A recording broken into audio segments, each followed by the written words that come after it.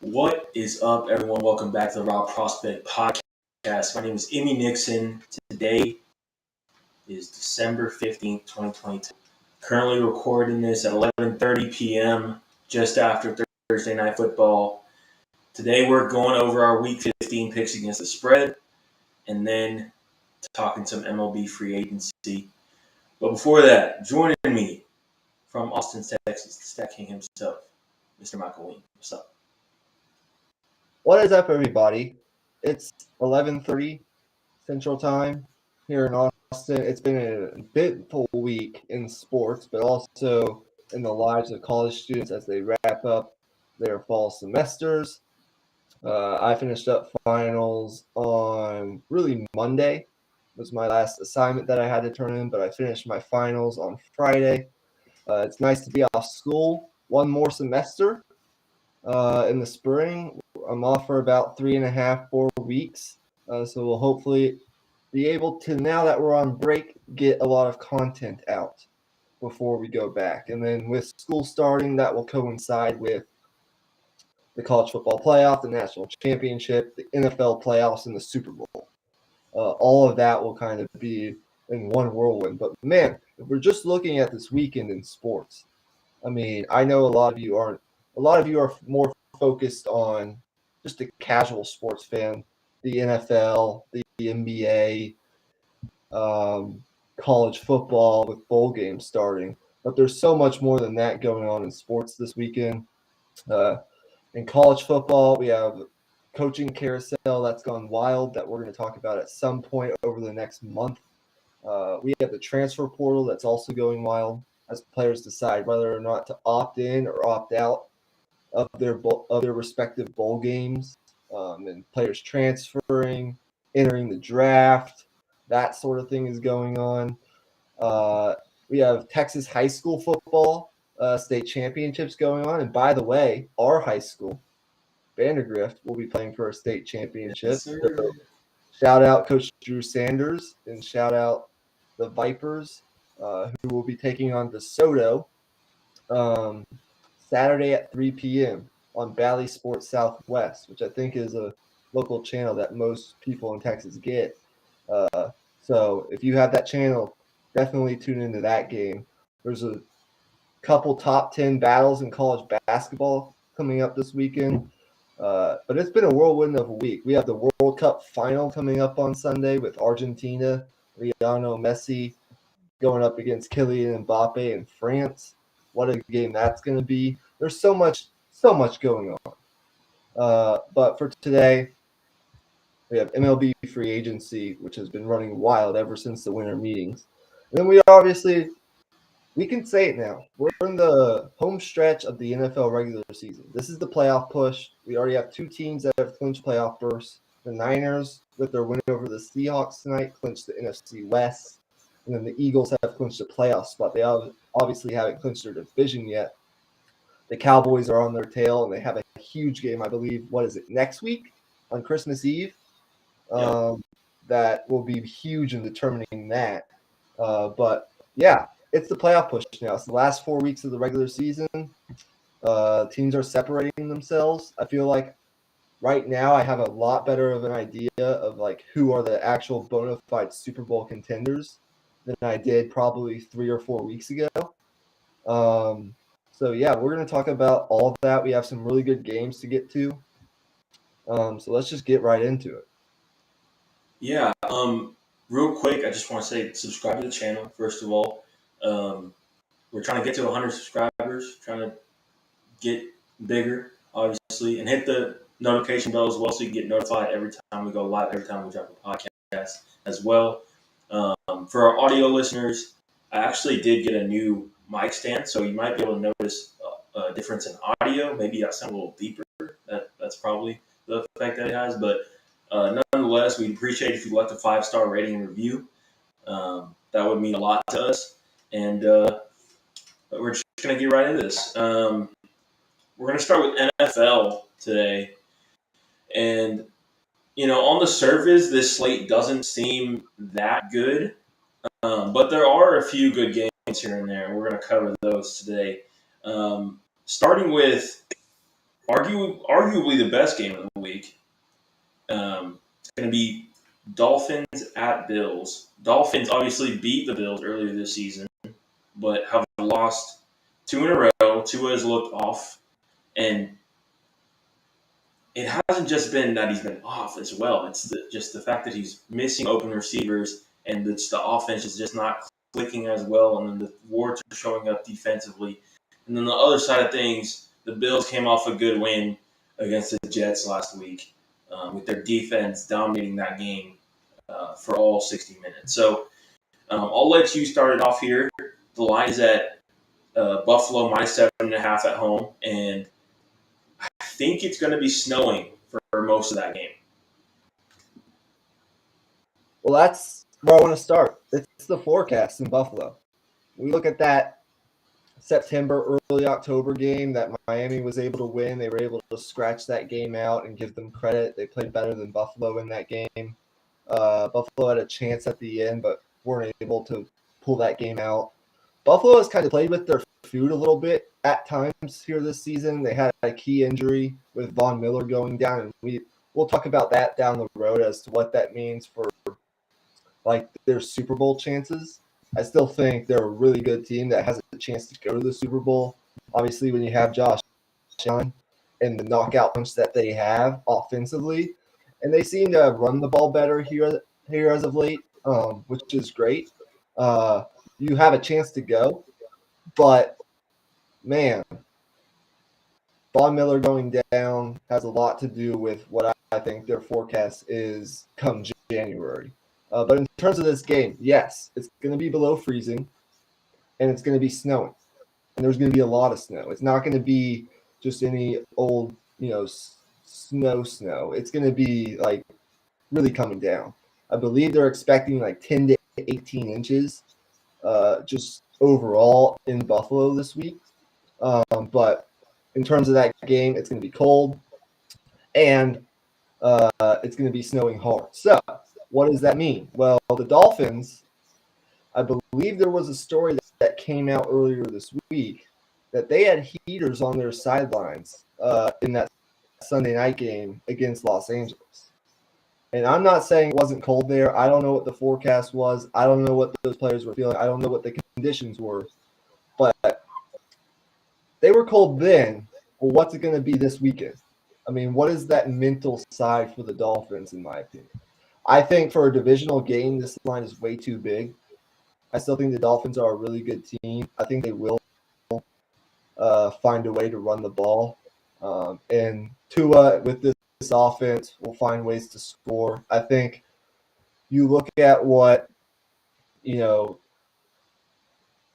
teams of the past couple of weeks when the Dolphins have struggled have been able to do. They press and disrupted Tyreek Hill within 5 yards of the line of scrimmage, and they've been taking away the middle of the field from Tua. If the Bills are able to do that, well, then you kind of have your blueprint, I think, for how to stop Miami, and the Dolphins could be in trouble if they're not able to run the football. I just think for a divisional game, what history of the NFL tells us is this is way too big of a line, especially for a bad weather game, with some of Josh Allen's looseness, and with this Miami defense that I still think is pretty good. I am going to take the Bills to win.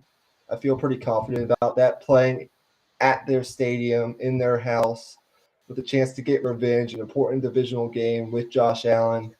It just feels like a game in prime time that the Bills should win, given the conditions. But I do think Mike McDaniel, his offensive mind, his offensive acumen, with Tua, it's a big game on prime time. The Dolphins really need to show something here, as we make this playoff push. I do think the Dolphins will cover.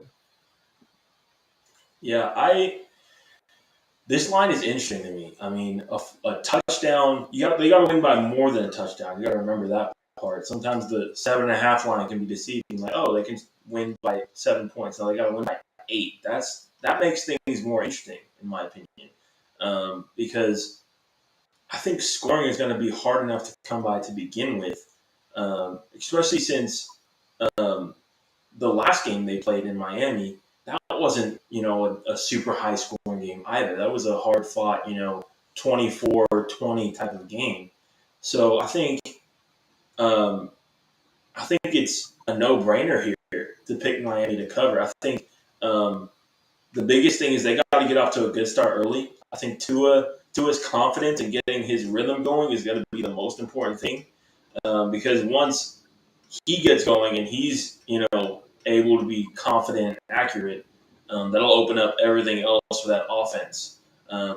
Miami, they like to pass to open up the run game, not the other way around. And same with the Bills. So it's going to be interesting to see how that plays into effect in those types of conditions where running the football is the name of the game at that point in those types of conditions. So I think scoring is going to be at a premium, and I haven't checked the over/under, but my guess would be smash the under for this game. But I am going to pick Miami to cover, Bills to win. I'm going to say 20-17. I think we could see something along the lines of that. I like maybe I think on the upper end, like a 27-23 game, I think is what you might see if the offenses are really good. You never know in these conditions. I mean, sometimes in the cold, when it's snowing, it's harder to tackle. So that can also play a role in this as well. But man, I'm just so excited to watch this. And the fact that we get Saturday NFL this week and Saturday NFL next week is just so exciting to me. That's one of the things I love about this time of year. But with that, we'll move on to another interesting game. Man, remember, 5 or 6 weeks ago when we talked about the Lions, a team that we had not high expectations for, but for what the Lions have been the past decade, we thought after what they did late last year, they were a team that could win 7, maybe 8 games. I mean, we both said that on our preview podcast. And now look at them now. What are they, 6-7, with a chance to make a playoff push here? And the Jets are in the same kind of situation. They're in that wild card hunt. I don't know right now whether or not they'd be in or out, but regardless, they are right in the mix. This is Lions at Jets, -1.5 for the Jets. Sort of makes sense since they're at home, but there is some skepticism about the health of Mike White at quarterback. For me, I'll just be quick with my pick. I think this comes down to the Lions' offensive line against the Jets' defensive line. Both are like really good units, probably at the top of the league if I had to guess, for their respective units. The Lions' offensive line running the football, also in pass protection. And then the Jets, obviously, what they've been able to do with what they have up front. King Williams, who's been fantastic. He's been a game record this year.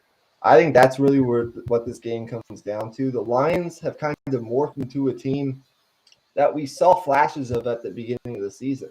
They're a fun team, and they have an explosive offense. They're able to score. Jared Goff, after a little bit of a shaky stretch, he's playing well. They're trying to achieve sustained success. And if you look at their situation right now, he's really playing for something, because right now, if the draft were to happen today, that number 4 pick right now would go to the Lions because they have that Rams pick. So, yeah, it's an interesting situation with Jared Goff. He's out, something to prove. See if he'll be the quarterback of Detroit going forward. A rumor I saw earlier this week said that the Lions like him as their quarterback moving forward. But if they like a guy there at number 4, I think, there's an argument to be made. They should take him. But for me, both are good units. I'm uncertain about the health of Mike White. I don't feel great about it, but I'm actually going to pick the upset here. I'm going to go with the Lions to find a way to win this game. Dan Campbell has his team playing well late. I think it'll be probably on the lower side, on the Well, I don't know what the score will be, but I'm going to go with the Lions to pull the upset. I think it's a Yeah, coin flip game. yeah, I agree. I think the Lions are playing some of the best football in the NFL in general these past 5 weeks or so. Um, they haven't, beaten, a master class of opponents during this stretch, but they did Sure. beat the 10-2 Vikings, Yep. who are in their division. That was a big division game to stay alive in that division as well. And this offense, they can they can score with the best of them. The biggest thing for me is just, can Jared Goff be smart with the football? Um, he's been fantastic over this stretch, taking care of the football, and I've been really impressed with him in the red zone in particular as well. They've really, buckled down and scored touchdowns. To me, that was the biggest difference in why they won that game last week against the Vikings, scoring in the red zone, getting 7 instead of 3. And yeah, I just think um, this feels like a team that's just rolling right now. There's not really much to say other than that. Also, Jeff Okuda was sick all the way heading into the game last week, so he didn't play a whole ton of snaps against Justin Jefferson, which was one of the big reasons Justin Jefferson had the game that he did against the Lions. So they get Jeff Okuda back. This pass rush is eating. Aiden Hutchinson is coming into his own. I feel like the Lions will take this one. I'd say 34-31. And that makes things really interesting. If the Lions win, not only do they really assert themselves in that wild card race, but also what happens with the Jets. Go down to 7-7. I think they'll be watching a lot with what happens, with the Patriots and Raiders, which is a big game this week in the AFC wildcard race. So yeah, there are a lot of scenarios here that could play out. But with that, we'll move on to our next game. Is it Titans and Chargers? Yep, Titans Chargers. Chargers favored -2.5 at home. I'll start off with this one. Okay. This one's tough because, of course, the Chargers have struggled defending the run, but at the same time, I think this Chargers team has some fight that we haven't seen in past years. The way that they played against the Dolphins last week, if you watched that game, it wasn't just that Tua was off. It was also their coverage was tight that entire game as well. So I really like the way this Chargers secondary is playing, especially considering they're missing J.C. Jackson, they're missing Derwin James as well. So moving on to this week with the receiving core the Titans have, I think the Chargers have the advantage there. I think it's just going to come down to, can they keep the Titans behind the chains, not the change, the chains. Um, First down is going to be huge for the Titans. Can they get those, 4 or 5 yards to get them the head start? Because once they get behind the chains and, Khalil Mack can pin his ears back, then you have problems, especially considering how inconsistent they've been at the tackle positions this season. That's been a really underrated part of this Titan season. They've been able to win games while having a subpar offensive line for much of the season. So I'm going to pick the Chargers to cover here. Um,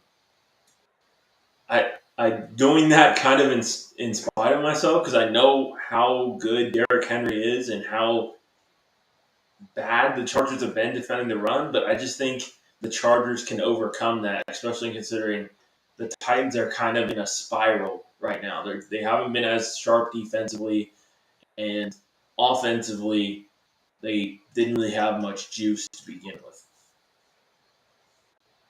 Yeah. First of all, let's give credit to the Chargers. This is a team that, let's be honest, I think for much of the year, or for a good portion of it at least, sort of been a just boring, sort of joyless team, in my opinion. But last week, I think really re-energized this team. The past couple weeks have re-energized this team, and I've had my doubts about Brandon Staley as a head coach, but last week was a good moment for Brandon Staley. He put together a great game plan to stop that Dolphins passing attack last week, particularly with what I talked about earlier in the podcast, taking away the middle of the field and doing some of those sort of things that you want to see a good defensive head coach be able to do. And then Herbert just did the rest. He put the offense on his back. He's looking healthier by the week. They have the receivers healthy, Mike Williams and Keenan Allen. I do think they have the advantage there. And they're starting to get things rolling as a talented team that, let's be honest, there's a lot of pressure on them this last month, I think, at least in my opinion. If you miss the playoffs with Justin Herbert for a third straight year, there's going to be a lot of noise going on, and not the type of noise you want to hear. And meanwhile, on the other side, you have the Titans, a team that a month ago, or whenever that game in Kansas City was, where they started in the league list, and they were able to hang in that game, get it to overtime with a rookie quarterback, really compete with what I think might be the best team in the league when everything's going right in the Chiefs. I thought the Titans, with the running game, with the emergence of who's the guy from Arkansas that they got? I'm blanking on Jake his name. Kunkel? No, the receiver. No, Treylon Burks. Sorry. Treylon Burks. Wide Yeah, receiver, right. the emergence of Treylon Burks. Some of the other weapons that they have. I believe Robert Woods has stepped up as well, with Derrick Henry in this running game, with what I think is still probably a top 6 coach bona fide in the NFL and Mike Vrabel. But recently, things have gone south.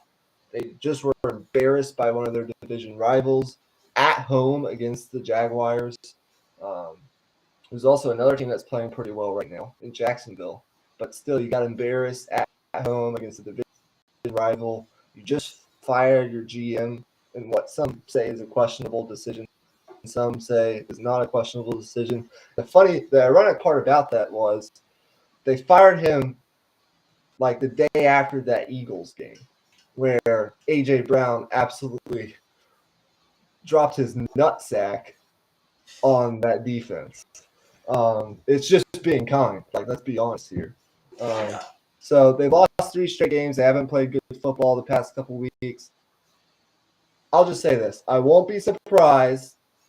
The Chargers coming off an emotional high, big win last week against another AFC wildcard contender in the Dolphins, at home, playing well, playing good football.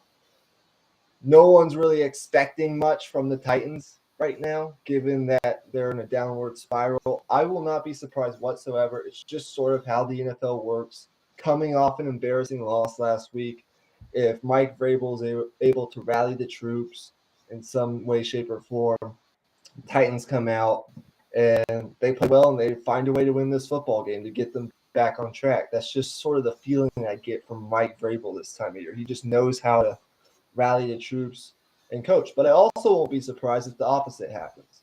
It's entirely possible, in my opinion, that the Titans collapse down the stretch and things could get interesting in that division. They already sort of are getting interesting. And they get blown out. And by blown out, I mean beat by 10 points to a touchdown, 2 touchdowns, maybe even more than that. If it was 3.5, I would have to think about taking Tennessee, just because of that half-point hook. But since it's 2.5 and they only need a field goal, given the circumstances on and off the field, I have to take the Chargers. And look, I don't love it, but I don't love betting on the Chargers. But this week, I feel pretty damn good about this. I'm going to say Chargers minus 2.5 at home is my lock of the week. Okay. Interesting. I mean, I can't really argue with that. I think that's a solid pick for sure. Okay. Moving on, though. A game that coming into the year on paper was a much more interesting game than it is now. That's for sure. But there is some interesting storylines for sure. Obviously, Tom Brady versus Joe Burrow, but even within that, the Bucks are trying to bounce back from a absolute butt whooping at the hands of the 49ers. Um, and then on the other side, the Bengals are rolling. It feels like they've really hit their stride and they're playing some of the best football in the entire NFL. Um, Particularly defending the run, and then on the other side, just creating the big plays, doing everything they needed to do, just like they were last year. Except this time around, they have the offensive line. So, give your thoughts on the Bengals real quick, and then get into what your pick is for this game. Because I don't think we've been able to talk about the Bengals much. It's quite an interesting race that's developing in the AFC North right now with the Ravens, I believe, at 9-4, and then also the Bengals right now at 9-4. I'm not sure who the Ravens play this week, but the Bengals with a big game at Tampa Bay, a game that's lost some of its luster due to the struggles of the Buccaneers. The Buccaneers are a tough watch. I mean, if you were to do how they do the league pass rankings in the NBA, like teams you want to watch the most on NBA League Pass. If there were an NFL League Pass, and I know there's Red Zone, but if there was something like that in the NFL, the Buccaneers would be near the bottom, if not all the way at the bottom of the watchability rankings, in my opinion. They're just not a very fun team to watch right now. And look, some of this can go on the coaching staff. Some of this can be placed on Tom Brady. And some of it can be placed on the health of the team. You know, there's a lot of blame to be spread around here. But I just think it's for me, this is a game we talk about the Bengals, in my opinion. Whatever unfolds in that NFC South race is going to unfold. I mean, that's going to work its way out. I believe there are some divisional games down the stretch that will determine it. Carolina is a really interesting team now, I think. The way that defense plays, and J.C. Horn, man, he's really impressed me. He's one of the better corners in this league.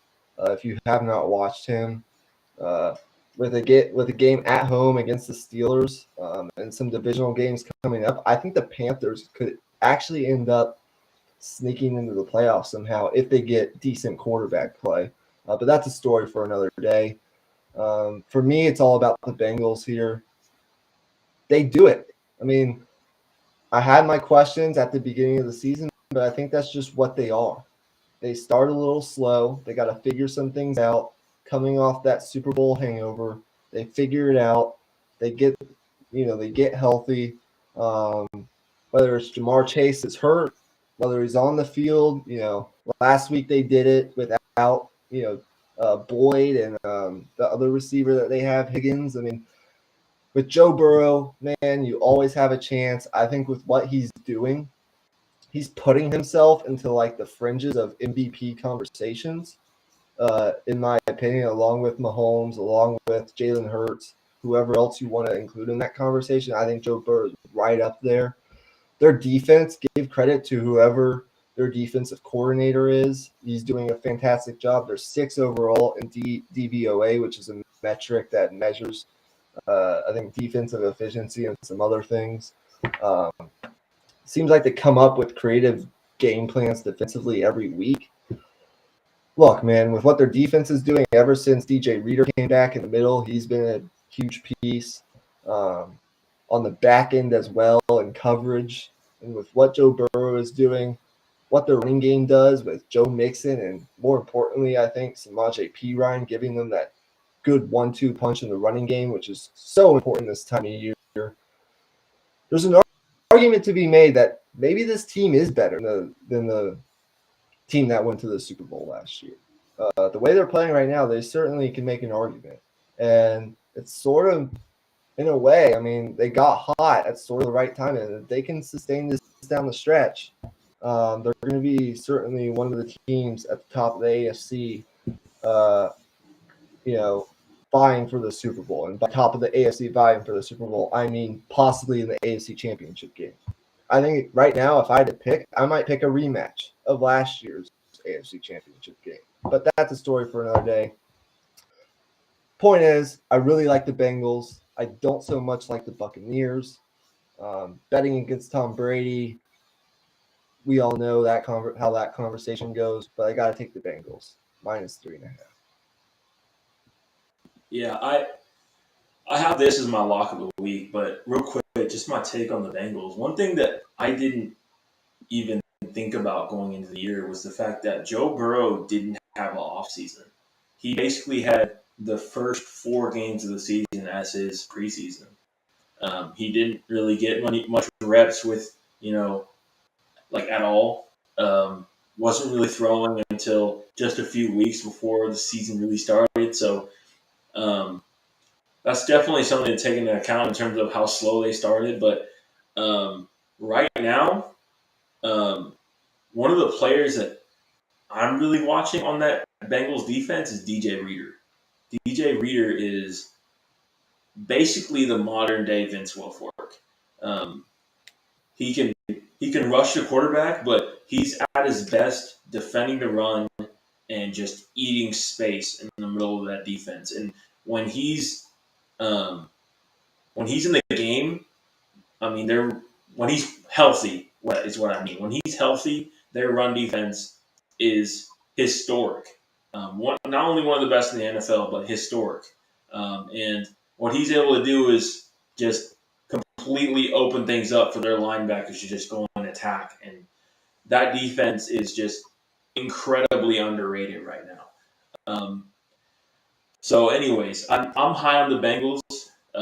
As you can tell, I'm taking them as my lock of the week. I think this is a no-brainer. I think the fact that this line is so small is just the fact that it's Tom Brady, and obviously Vegas is giving Tom Brady his respect, rightfully so. But I think in this case, you just have 2 teams that are just in 2 different atmospheres. Just like one is just down in the dirt, and the other one is just in just above the clouds, man. Like it's just not a fair fight. Yeah, I agree. I mean, we both agree. If you look at the Bengals' schedule, it's an interesting one down the stretch. Their last 4 games, you get the Buccaneers here on the road. They should win this game. We both think they'll win and cover. But then you go at the Patriots, a team that's still fighting for playoff position. Then you go back home. You play the Bills at home. This could be very important for like seeding at the top of the AFC on January 2nd, right after New Year's. That's a primetime game. And then you finish with a divisional battle that could have big divisional implications with the Ravens, which would at that point I would think would have a healthy Lamar Jackson back. So it's a fairly interesting schedule for the Bengals coming down the stretch. All of those teams, in some way, shape, or form, are fighting for playoff position. So there are no gimmies. Not that there are gimmies any day in the NFL, but that's a tough month for the Bengals. But I do think they're a very good team. I think they're. If I had to do a power ranking right now, I might put them in my top 5, just given how they're playing right now.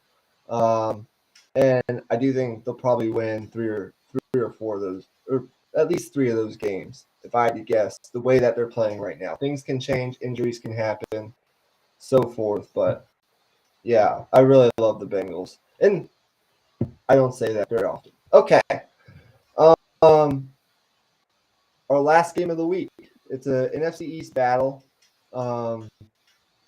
These 2 teams played in a very forgettable 20-20 tie a couple weeks ago. So you're the NFC East guy here. You give your thoughts first. It's Washington -4.5. Big playoff implications here. Giants and Commanders. What do you think? Yeah, this one's really tough because the Giants are just a very feisty team. They don't give up quickly. Obviously, last week was a rough day at the office for sure. They got whooped by the Eagles, but the Eagles are one of the best teams in the league for a reason. And if you look at the Giants, roster wise, um, it kind of feels like their roster talent is kind of showing itself now that teams have kind of figured out their schemes and what they try to do. They run a ton of bootlegs. If their run game isn't working, then their offense isn't working. So it just feels like their offense has just hit a wall completely. Teams have gotten that film on them, and it just doesn't feel like there's any amount of gimmicks that can make this offense functional at this point in the season, especially with how banged up Saquon Barkley is. So for me, I think that's just what it comes down to. I just don't see the Giants putting up enough points and generating enough offense to stay close in this game. Because even in that Eagles game, they they had a few good breaks. They had a block punt, and that's obviously credit to them and how feisty they are, as I said. But um, generating offense has been a struggle. So with Chase Young being back and that defensive line of Washington being at full strength now, I think it's going to be tough sledding, particularly in the running game. So I'm going to pick the Washington Commanders to cover. This is a tough one. It's being played in prime time. This is a Sunday night game. Um, this I think will have the feel of a wild card weekend game, just in terms of the fans and the environment that is there in Washington. Obviously, having the home field is huge. Getting Chase Young back is huge. They're top 10 in defensive DVOA. If he comes back, I mean, that defensive front has always been very good. The Giants' struggles offensively have also been, you spoke to it. I mean, I don't really need to add anything there. Battle up front could probably, I think, determine the outcome, as it does in a lot of these divisional games. I don't really put too much stock in to what this Giants offensive line looked like last week in a blowout loss to the Eagles. I mean, the Eagles, let's be honest, they make a lot of teams look bad up front. They're just that good. But yeah, I mean, with Thibodeau, Aziz Ojulari, Dexter Lawrence, I think that defensive front can be somewhat disruptive. I like Brian Dable in this spot. Washington is coming off a bye, so that's another thing that I think you have to take into consideration. I think it's two really good coaches. I mean, what the job that Daboll's done, even if they don't make the playoffs, has to be applauded. With the draft that they had and some of the pieces that they've added, and then also on the Washington side with what Ron Rivera has been able to do. The Taylor Heineke story is amazing. I just think my theory on these divisional games is just 4.5 in a high leverage game with a team that's motivated coming off an embarrassing loss. I do think Washington is the better team. I do think Washington will win this game. It's just 4.5 in a heated divisional rivalry like this is. It's just a little too much for me. I just can't do it. So I might be wrong. Could certainly be wrong, but I'm going to take the Giants to cover the spread here. Okay, fair enough. I'm going to take a second to plug my computer in real fast, but with that, just go ahead and segue us along into our next segment, which is just the baseball talk. Yeah, so, well, first of all, it's been over a month since the baseball season ended in first week of November, right? We're now in the second week of December. Actually, we just ended the second week of December, or we're about to end the second week of December. We're going into the third week of December. We're nearing Christmas. It's the winter time now. The winter meetings happened early last week, and that for those of you who don't know, is where the owners, the GMs, the commissioner, everybody basically in baseball goes to one place in San Diego, and that is where the big business happens for free agency. It's 3 days, and that's where a lot of the deals happen, along with some of the rule changes and discussions among the owners and the players. I mean, we just had a CBA negotiated, so there's not a whole lot to discuss there. And luckily, we won't have another lockout for at least another 5 or 10 years. But yeah, it's business is booming in baseball right now, and there have been a lot of big signings, some surprising, some not so surprising. But the money is just insane. And that's one of the things that we're going to talk about here. First, we start with the World Series champions, Justin Verlander winning the Cy Young Award, had a great season, pitched to a sub-2 ERA. But there have been rumors the past couple of years that he might want to go to New York and pitch for one of those teams. And Steve Cohen, the Mets owner, paid up. 2 years, $86 million, $43 million per over the next 2 years for a guy who's 40-plus years old, and is 1.5 years removed from Tommy John. But that clearly probably doesn't play a role in this because he just won Cy Young coming off Tommy John surgery. So, what do you think, man? The Mets, they lose Jacob deGrom. We're obviously going to talk about that here in a minute, but they get Justin Verlander. Certainly not a bad replacement. What do you think? Yeah, I think it's a good fit for what the Mets like to do. You know, they're a team that leans into their defense. That's for sure. Their offense, their ability to score runs, kind of goes hot and cold throughout the season. You know, kind of the same as with any team, I guess, but more so with the Mets, in my opinion, compared to at least the better teams in the league.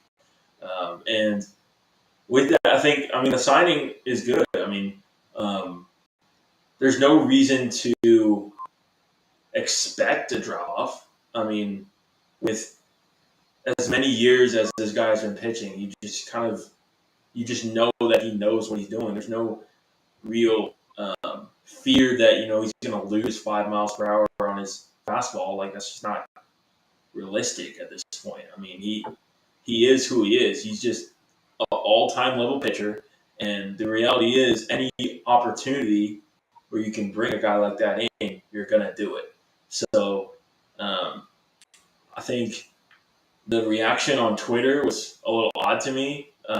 From what I saw, it seemed like the reactions were mostly negative. Like, they were kind of like, why are they signing the 40 blah, blah, blah due to that much money? That didn't really make sense to me. No, Verlander's well worth it. This is a move I think the Mets had to make. You lose Chris Bassett, who was a really solid piece in that rotation. It was like a solid number 3, number 4 behind deGrom and Scherzer. And the interesting part to me is, you pair Justin Verlander up with his old friend. They pitched in Detroit together at the beginning of their careers. They've been friends for a long time. You match them up back together. Scherzer and Verlander at the top of the rotation. You look around baseball, it doesn't get much better than that. And I think Verlander, there's no reason to bet against him at this point. He showed that he can stay healthy for a full season coming off Tommy John. Pitch to a sub-2 ERA, have a fantastic season. He even showed that he got the monkey off his back. With some of his playoff struggles, particularly in the World Series, with that last game that he pitched in that World Series, I don't remember what game it was exactly, but he got the monkey off his back. He showed he won his World Series in Houston, and now he has the right, man, to go make his money, secure, these last couple of years, make as much money as you can, and then, go off into the sunset. And with the roster that the Mets have, and with the money that they've spent, with Scherzer, with deGrom, or with Verlander, going out and getting a certainly serviceable 3 or 4 starter in Jose Quintana, getting re-signing Taiwan Walker. I mean, this rotation is still really good. And I think with Verlander, you get something that you didn't get with DeGrom. DeGrom, there's all the injury concerns every single year, man. Verlander, he's a workhorse, and he's proven that. Now, if you're a Mets fan expecting him to replicate what he did last year with the Astros, which was sub-2 ERA for a full season and stay healthy the entire season, I'm telling you right now, that's not going to happen. But he can still be really good. He can still be your ace. And he can certainly still win a Cy Young, just in a different league. Now that he's in the National League and not the American League. So yeah, if I were to grade it, I mean, $43 million per year for any 40-plus-year-old. I think he might be 41 when the season starts.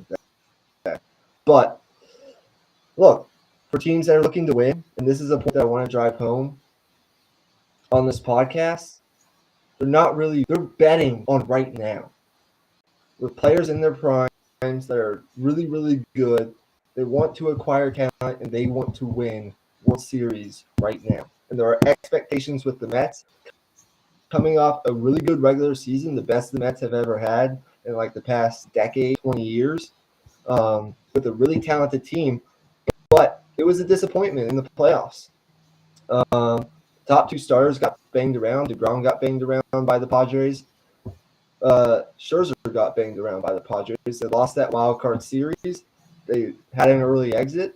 They lose their ace, Jacob DeGrom, and they needed to make a move. So I give this like an A-.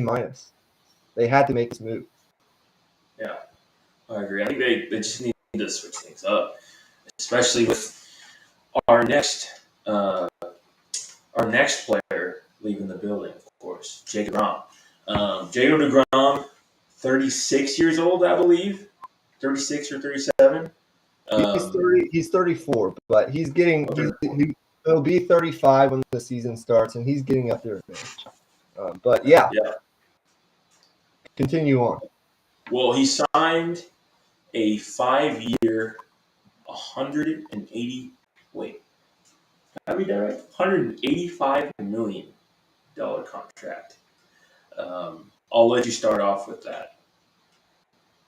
Well, a lot of casuals look at this and say, "Oh, what the hell? The Rangers are sort of in a rebuilding phase right now. They have been for the past half decade, or maybe more than that, I guess, if you really want to go back in time." But look, this is a Rangers team that last season they went out and got two bigger players to try and shore up their infield. Marcus Semien, who came off a huge year with Toronto back in 2020. That didn't really pan out this year, but that could certainly change going into this season. It was maybe just an off year. He had some injuries. They're trying to close the gap on the AL West. Obviously, it's going to be super hard to close the gap on the Houston Astros with a team like the Rangers. I mean, this was a team that just a couple of years ago was void of talent. And by void of talent, I mean they were at the bottom of baseball. They were a cellar dweller, if you will. But they go out and they get the shortstop. They get Marcus Semien. They needed to shore up their pitching. Their offense actually wasn't that bad at times. They needed to shore up their pitching, and this is what that does. For me, this is a B minus, and that's not because of DeGrom. I think when he pitches, he's going to do great, as he always does. But the question is, availability is the best ability in any sport, and he hasn't been that. He hasn't shown that he can do that consistently through a full baseball season. And look, maybe the Rangers are betting on that because let's be honest, I still don't think they're right now positioned, even with this move, to make the playoffs. I don't think they're a top 6 team in the American League right now, but you never know. I do think this elevates them to probably, along with some of the other, ancillary moves that they made, to probably around the 500 ball club. Now that they have an ace, they have some offensive firepower. I think they can hang around 500. If you look at in that division, I don't think the Angels are all that great aside from Otani and Trout. We've seen that. I mean, that's been proven the past couple of years. They're not making any moves to get better. In fact, they've lost a couple players. They lost Noah Syndergaard. They lost a couple other players. You look at the A's, who are really in a position of losing right now. They just want to lose, and that's the Oakland A's. Really, at the top of this division, you have the Mariners and you have the Astros. You're not going to catch the Astros, but you never know. If some of their younger players have good years and DeGrom has a good year, they could certainly hang around in the race up until later in the season. But for me, given DeGrom's inability to stay available, I just can't give this an A. And it should be an A because of the player that DeGrom is. But it's not an A because he just can't stay healthy. I'd say it's a B minus, a B. It doesn't necessarily make sense with the timeline of this team, but that's a whole other story for another day. Yeah, to me, this feels like more of a culture move, I guess. I don't really know if that is really the right word for a baseball team, but I just think with any team, in any sport, whenever you have a long period of time where you're losing over and over and over again, I think a signing like this is just enough to bring some energy into the building, put some butts in the seats, to say the least. And obviously they have a new stadium. They have that dome now. I don't know what the name of their stadium is called, but they want to enter this new era of Rangers baseball. And I think this is kind of a move where, like, okay, we want to be competitive. I think they want to get buzz around the organization once again. I think this is kind of their step to make that happen because, in terms of making headlines, being in the news, this move did that. I mean, you can't really argue with that. From a on the diamond standpoint, obviously the health is a concern, but I think it is significant that they did lock him up for 5 years, and I think it's a no trade clause as well. So that could either be really good or really, really bad. 5 years down the line, when he's 39 years old or whatever the case may be, he could be an entirely different player, or he could have the resurgence like we saw from Justin Verlander. You never really know. So I think you just bet on the talent, and then you just see what happens. I think, like you said earlier, the number isn't as irrelevant for a big market team like Texas is. Right. And look, you're absolutely right. With the new stadium, with some exciting players in Seager and Simeon, some of the exciting young players that I can't name, but they do exist. And then with now the actual semblance of a competitive, somewhat pitching staff, which they've been lacking for much of the past decade, with DeGrom, Andrew Heaney, who was terrible a couple of years ago, but had a resurgence last year with the Dodgers. They're betting on him to be a solid, number 3 or number 4 starter. John Gray that they have in this rotation. It's a semblance of a competitive pitching staff. It's not top notch, but if DeGrom stays healthy, let's even say 3/4 of the season, I think that'd be a huge win for the Texas Rangers. And I do think in the bigger picture, of course, this makes their team better. And that's the goal. And I do like that a team like the Rangers, I think this is good for baseball. A team like the Rangers going out and they are spending money. They are trying, at the very least, they're trying to be competitive. And I think that's good for baseball. So Absolutely. yeah, We talk about it a lot. The middle of baseball normally doesn't seem as dense because it's the one side trying to compete and the other not trying to compete. So yes. this is definitely good for baseball. We can all agree on that. Okay, moving on. This one caught me off guard. Trey Turner for 11 years, $300 million to the Philadelphia Phillies, coming off a World Series run. I'll start off. I think um, with my view from a point of view of a casual baseball fan like myself. I've seen a lot of Trey Turner in the playoffs. Obviously, he comes up big in big moments. We know that. He's been in a lot of big games, but this did seem like a lot.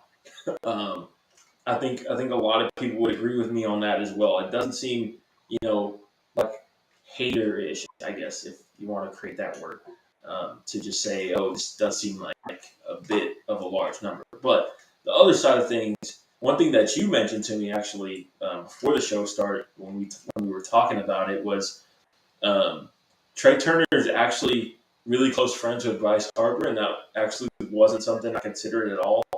And it also just, I think it's a obviously a very long term contract, but the thing to focus on here is it's a short term move.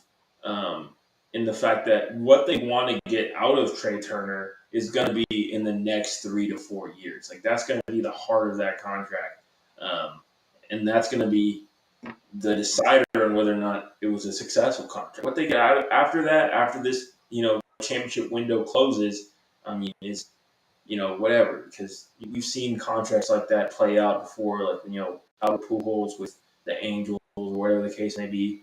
So the next 3 to 5 years, that's their window. I think that's where they want to hit on. I think for that, if you want to look at it from just that bubble, I think it's worth I mean, look, at the end of the day, this was a Phillies team that was, 2 games away from winning the championship last year? And this is from an outsider perspective. But if I had to guess, in their minds, they said, okay, we're probably 1 or 2 pieces away from really putting ourselves in position to win a championship. I mean, if we could compete with that Astros team with not the greatest lineup defensively, and this Trey Turner move certainly makes them a better defensive team, which is, I think, going underrated here. Now that you can it. Right. slot him in at shortstop, move some pieces around on the infield, it makes you a better team. I mean, having that shortstop position locked up for the next decade is super important, in my opinion. And it makes them a better defensive team. With Schwarber, you can move him around now. You can move Alec Boehm around, a guy that was playing short for them, but now doesn't have to. Gene Segura at second base. You now have an outfield that is sort of, when healthy, pretty actually decent defensively with the long-haired guy. I don't know his name, Bryce Harper, and then the other guy that they had. I know I'm speaking in generalities. I don't know their whole roster, but I do know some of the bigger players. So, yeah, I mean, this is a win-now move. In their minds, they're 1 or 2 pieces away from actually winning the damn thing. And look, they're justified in thinking that because they went toe-to-toe with one of the better teams that I think I've seen in baseball, and that was the Houston Astros this past season. Like one of the more well-rounded teams in baseball, with the emergence of their young shortstop, Pena, with Alvarez, with Altuve. I mean, I remind you, they didn't even have Michael Brantley for the entire season. He was a huge piece of their team's past. And this Phillies team went toe-to-toe. Obviously, now that you have Trey Turner and Bryce Harper as the cornerstones of your franchise moving forward, that's exciting for Phillies fans. And you're in a division where things are tough right now. I mean, the Mets are competitive, and also the Braves. They're competitive too. So you gotta make moves to keep up here in this pennant race. And look, what things look like 8 years down the road. People want to talk about that, but really, it's about right now. and 8 years down the road, they don't give a shit about what happens 8 years down the road if they get 1 or 2 World Series rings out of this in the next 5 or 6 years. I'm just telling you that right now. Exactly. So And that's what it another is. thing is, oh, sorry, yeah. Go Another ahead. thing is you have Bryce Harper on the roster, and as long as that dude is on your team, you have a chance. I mean, if you look at what he did in that playoff run, he was so unconscious that it just felt like every single game he was gonna get he was gonna hit 1 yard at least once. It felt like every single game um, he was gonna make some sort of impact, some way, and he just took over. So obviously, it's going to be hard to recreate that level of play. But I mean, if you have that level of player on your roster, you have to go all in. There's just no way around it. It's kind of like it's not a perfect, it's not a perfect example, but I think of the Mavericks and what they have to do with the window they have with Luka. Um, you got to kind of hedge your bets and put your chips in the middle of the table because you have Luka on your roster, and that's kind of what we did with Porzingis. And that didn't work out, obviously, but you get the point. Sometimes you just got to do it. Absolutely. The last thing I'll say is I do think Trey Turner's a guy who will age fairly gracefully. I mean, he's more of a contact, ball to bat guy, hit for average.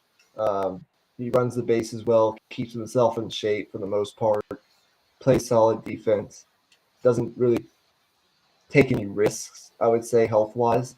I think he will age pretty gracefully. He might not be the all-star caliber player he is right now when he's 36, 37, 38, which is what that contract will take him up into. But again, this is for right now. And I think it's probably overpay at the end of the day.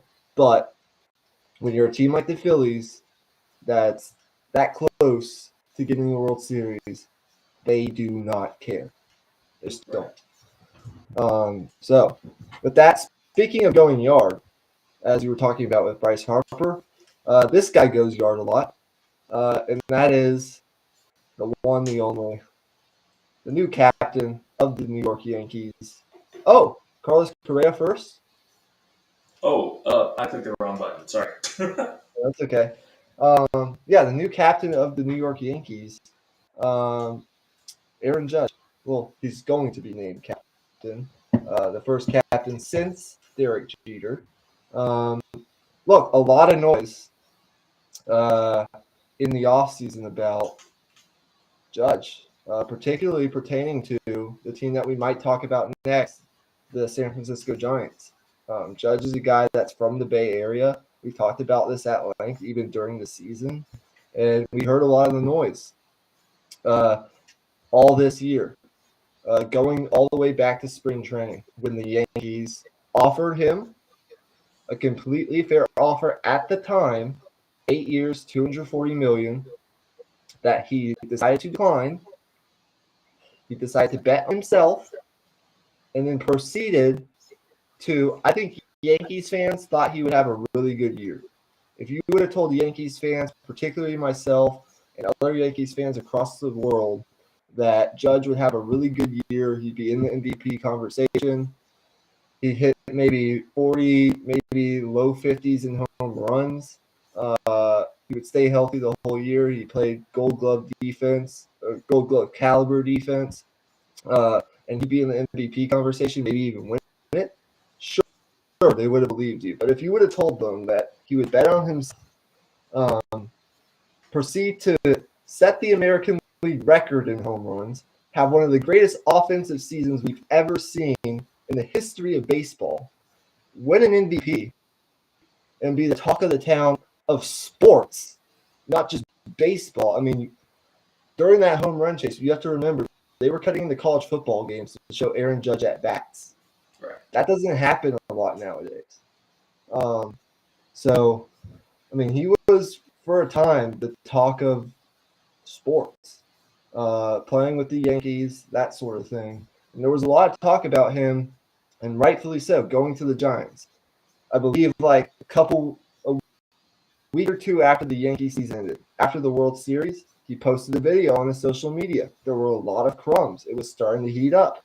Um, he posted a video on his social media. He was arriving at a hotel in San Francisco, uh, and he said in the video he was just visiting family. But honestly, nobody actually believed that because we know that he met with the Giants while he was there. Um, and obviously, then there was an article that came out in Time magazine where he planted some quotes like, "Oh, I'm a hometown kid. I've always wanted to play with the Giants." He was just planting the seeds, one by one, of like that noise started to really heat up. And then we had the day where John Heyman got a lot of shit for this, and he still is. Tweeted arson judge going to the Giants, spelled his name wrong. That got a lot of flack for that.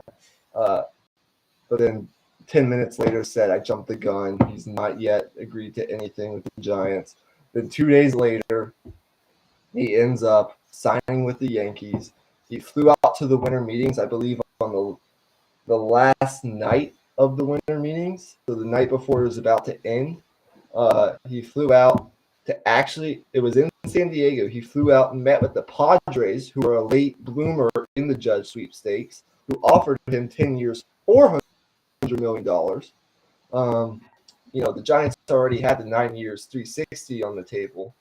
But then Steinbrenner, the Yankees owner, calls Judge that night in the early, I think it was a Wednesday morning, called him in the wee hours of the morning, said, "Do you want to be a Yankee?" Judge said yes. They upped their offer to 9 years, 360 million, and from there it was a done deal. So look, certainly as a Yankees fan, I'm a happy camper right now, considering we just got another big piece added to our rotation that we'll talk about another time, and Carlos Rodon. Keeping Judge obviously is a relief. Obviously, losing Judge would have been blood on the hands of this Yankees front office after the season that he had and what he means to this Yankees team, not only on the field but off the field as well. Keeping him as a relief, get to watch him for another 9 years in pinstripes. He's going to be the captain, which not a lot of non-Yankees fans know what that actually means. It's basically I'll explain that another time. I don't want to get into all that. But he's basically the guy of the New York Yankees. He's like the Derek Jeter, the Don Mattingly of the world, that sort of thing. But the Yankees, obviously, there are some questions about how a 6'7", 280-pound outfielder that hits for mostly power is going to age going down the road. Obviously, we know he's in smack dab middle of his prime, and he'll probably continue that for another 3-4 years. If the Yankees can get a World Series out of this, once again, they do not care about the money. Well, first of all, they're the New York Yankees. They don't care about money. And second of all, if they're winning championships, it doesn't matter what happens 6-7 years down the road. I do think we've seen Judge sort of evolve his game. Hit for more average last year. I think he keeps himself in fairly good shape. I don't think this will be a contract where he's just absolutely terrible at the end of this. I hope not. But we're not worried about that right now. They're paying him 9 years, $360 million. This is the last thing I'll say. Not just for his on-field production. It goes a whole lot deeper than his on-field production. It's his leadership. It's being the guy at the press conference. It's putting butts in seats. He's box office, getting people to watch baseball, being the guy on the Yankees, the star, one of the stars of the league, like one of the faces of baseball. Aaron Judge is that guy, and that's what the $360 million. That's where that comes into play. So, look, I got worried. I'm not going to lie to you. I wasn't too worried when the season ended. The Yankees were already in negotiations right after they got eliminated by the Astros. Wasn't too worried about it. I did not think the Giants would go the distance that they did. I I thought they would stay around 300 million, but they ended up going 9 years, 360 million. And when I saw that offer reported, I was like, oh shit, the Yankees better do something because he could certainly take that. That's a big offer. And then the Padres come in last minute at 10 years, $400 million. And that's a whole nother story for another day. They're just throwing money at every single free agent there is. But yeah, man, I'm happy. And certainly there's more work to be done in the Bronx. We need to figure out the left side of our team in general, shortstop, third base, and left field. But other than that, this team is pretty set with what's happened this offseason. So I'll hand Right. the floor off to you. Yeah, I'll be quick. Um, there isn't really a whole lot for me to say since I'm not a Yankees fan, but for me, this was expected. It felt like, um, obviously he wanted to test free agency, which is fair. But I mean, he's like you said, the face of the league, and I think it's only right that he stays at the biggest franchise in the league as well. So I just think it made sense to stay for both parties. The Yankees want to be fighting for championships. Obviously, Judge wants to create a legacy, and so I just think their um, their best case scenarios, kind of aligned, I guess, and it just made sense on both sides. So not really much to say other than that. Yeah, no, it's good. All right, do we have time for one last one? Yeah, let's do it.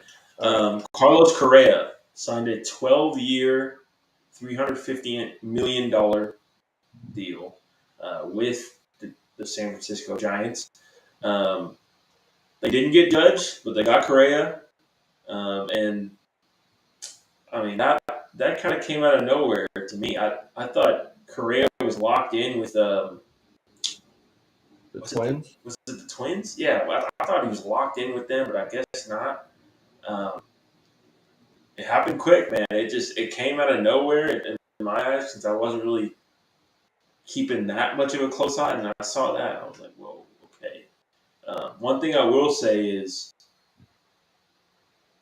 12 years, like that's unbelievable, and especially at a position like shortstop, where you know, um, obviously pitching requires a lot of athleticism, a lot of physical talent, but shortstop is right there behind it in terms of needing the most, athletic ability to be able to do it. So 12 years down the line, being a shortstop, obviously, you can change positions and whatever, but it does seem like a interesting long term investment.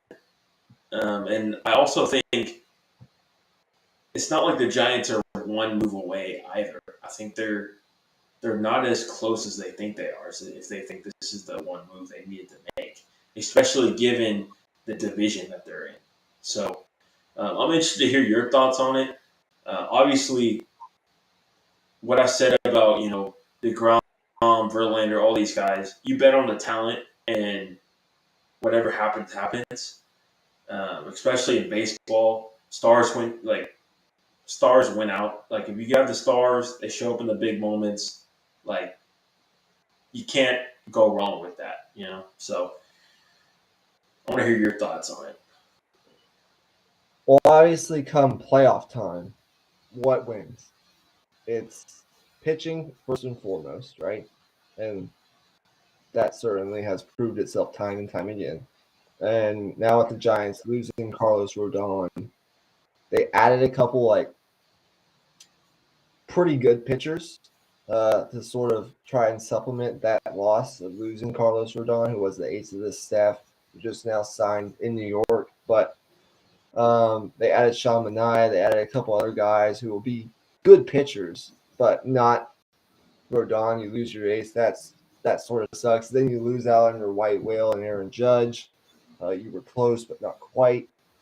We always knew that coming in, the Yankees were to match any offer the Giants put out there, Judge would end up being a Yankee, and that's what happened. Um, the question would have been if the Yankees did not match the offer, would Judge, still have sacrificed that money to remain with the Yankees, or would he have ultimately taken the bait and gone back home to play with the Giants? Now, if they had gotten Judge, I think that's a little bit different of a conversation. If you remember a couple years back, this was a team that did win 100-plus games. Now, they did get knocked out of the playoffs, I believe, in the divisional series. So it wasn't a complete disappointment, but this isn't like a team that was they had their fair share of struggles last year. They ended up around 500. I do think Correa is a guy that will come in. And if they get to the postseason, Correa is the perfect player, the perfect leader for that postseason run. Number one, he's done it before many times, not just the cheating year, but as many times as the Astros have been in the World Series the past couple of years. He was in those games, at least two of the World Series runs. Correa was with that team. He's been through it all. He hits in the postseason. You look at his numbers. He hits timely, too. He's clutch. So I do think a lot of the intangibles that he brings, some of the leadership that he'll bring, and the defense that he'll bring, along with his age, I think plays a big factor in this. He's 27. You can make the argument just entered his actual physical prime. The Giants are betting here. It's a 13-year deal. Can we get 6 elite years out of you? Like, if we can get half this contract and you be a really, really good all-star caliber player, you lead us to the playoffs, you with some other moves, maybe put us into that World Series conversation. Maybe we can win one. That's what they're betting on here. And I certainly don't blame them for it. I do think at the end of the day, with Trey Turner flying off the board, with the big pitchers going off the board, I know Rodon happened after Correa, but probably at that point they already knew that they were going to lose Rodon regardless because he wanted to go to the East Coast and they wanted to pay up for one of the bigger position players. We knew that going in with their interest in Judge. So I do think it was a little desperate given that a lot of the big pieces were already off the chessboard and Correa was the only one left, and they just decided to throw everything at him. And look, he's a really, really good player, and I do think this will work out. But I do think 13 years is a little much. 350 million, probably a little much. But Correa's situation was interesting. He signed a 3-year deal with the Twins, but the interesting thing about that deal was it was sort of 1 year, then you have a player opt in, opt out, then another year, player opt in, opt out, then another year, player opt in, opt out. Because Correa was a free agent last year, wanted this type of contract. He didn't end up getting it, so he signed that sort of bet on myself, take it year by year contract with the Twins with high average annual value. And then he decided to opt out, test the market again. And I think he played this pretty smartly. And he got what he wanted. So credit to him. I do think it'll be exciting watching him on the Giants. This makes them more competitive for sure. And we'll see what happens. Yeah, I think that really just solidifies that division as well. Obviously, it was a 2-horse race last year, but I think the Giants will kind of be. If I were to guess, I think they'd probably be about 8, 9 games over 500 when it's all said and done. I think they certainly have enough talent to do it. It's just obviously a lot of it is going to be based on health. But that's going to do it for episode 141, guys. Um, I'm just going to let Michael sign us off because I don't have anything else to say. So, Well, first of all, what a great podcast. I really enjoy talking about these Week 15 games a lot more than I actually thought I would. And also, um, man, baseball free agency has been a frenzy, to say the least. And we covered some of the biggest deals, but there still is more out there. that we'll have to cover in another episode. So there's a couple more stars out there that we'll cover, and then some of the bigger, like middle tier signings we might cover as well. So that'll be maybe not on directly the next podcast that we put out, which will probably be, if I had to guess, a basketball based episode. Just if I had to guess. Right. But certainly in the near future, like in the next 2 weeks or so, you'll hear more baseball talk if that's what you came for. So yeah, and there's still more to be done. But enjoy your football watching. Oh, go ahead. Who you got winning the World Cup? Finals on Sunday. I did sort of want to talk about this more in depth, but from the start, I've liked France. Obviously, what Argentina is doing is great, but I like France all along. I think they'll find a way to pull it out. But look, I'm just looking for a good game, man. Yeah, me too. I'm cheering for Argentina. I really want Messi to get his World Cup, but it just kind of feels like France is. I mean, their team is just so stacked, man. It's hard to really argue with it. But yeah, sorry to put you on the spot there. No, that's okay. I'm glad we could get that in. Yeah, enjoy everything that goes on this weekend, and go Vipers, man. So, with all that being said, I guess just like shoot, just like the Giants' chances of getting Aaron Judge, we are going, gone. Peace out. Peace out.